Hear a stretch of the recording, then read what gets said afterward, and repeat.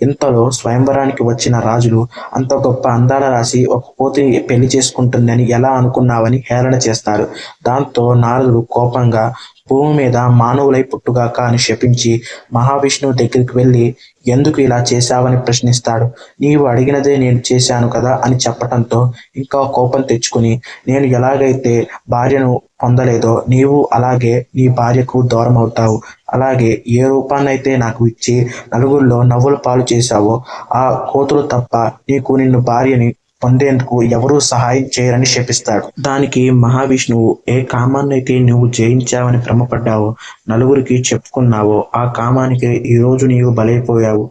అన్యాయంగా స్వయంవరానికి వచ్చిన రాజులందరినీ అలాగే నన్ను కూడా నీవు శపించావు అని శ్రీహరి నారదునికి చెప్పడంతో నారదుడు కళ్ళు తెరిచి తను చేసిన తప్పు ఒప్పుకొని క్షమాపణ కోరాడు. లింక్ క్లిక్ చేసి మన ఛానల్లో ఉన్న ఫుల్ వీడియోని చూసేయండి.